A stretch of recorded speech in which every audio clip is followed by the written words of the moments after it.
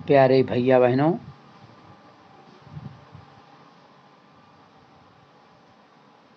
Commerce की class में आप सभी का बहुत बहुत स्वागत है। आज हम बहुत ही ज्ञान की बातें जानेंगे। हम जानेंगे कि वाणिज्य तथा व्यापार में क्या अंतर है। वाणिज्य के बारे में और व्यापार के बारे में चूँकि आप लोगों को बताया जा चुका है, लेकिन अंतर को एक बार फिर से बताना चाह रहे हैं।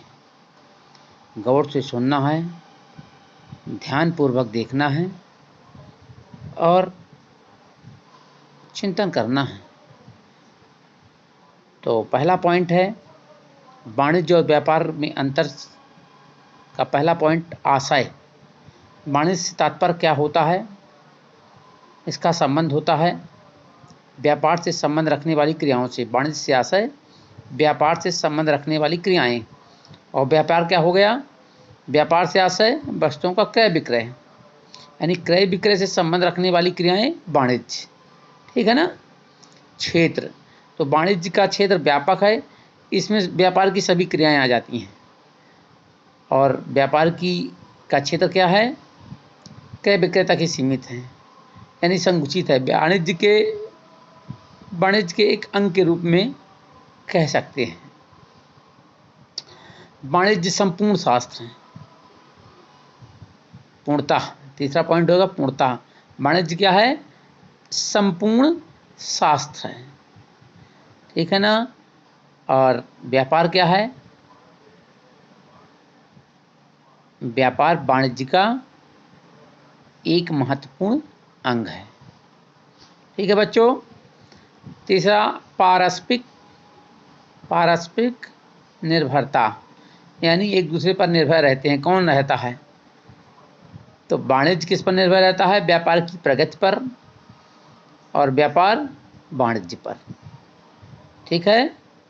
वाणिज्य किस पर, व्यापार की प्रकृति पर, व्यापार की प्रगति पर, और व्यापार किस पर, वाणिज्य के विकास की आधारशिला है, यानी व्यापार वाणिज्य पर निर्भर रहती है। ठीक है ना।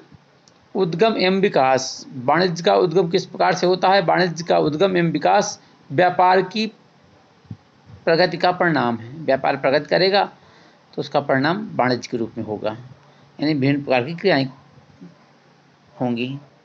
अब व्यापार का उद्गम एवं विकास, सभ्यता के विकास के साथ साथ मानवीय आवश्यकताओं में वृद्धि के कारण व्यापार का उद्गम और विकास हुआ।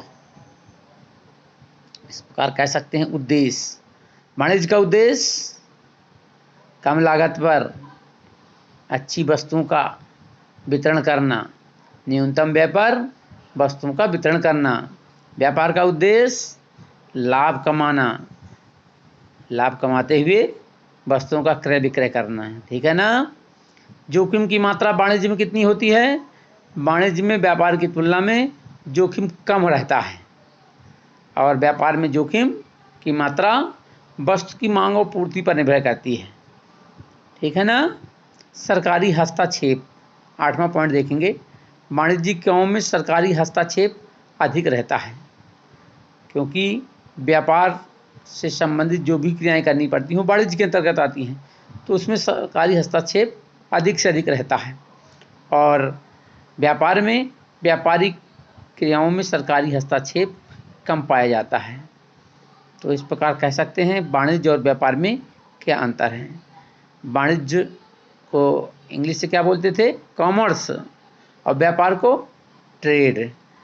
तो प्यारे भैया एवं बहनों, कृपया इस पर ध्यान देना है। ठीक है। और थोड़ी थोड़ी पढ़ाई घर में करते रहना है।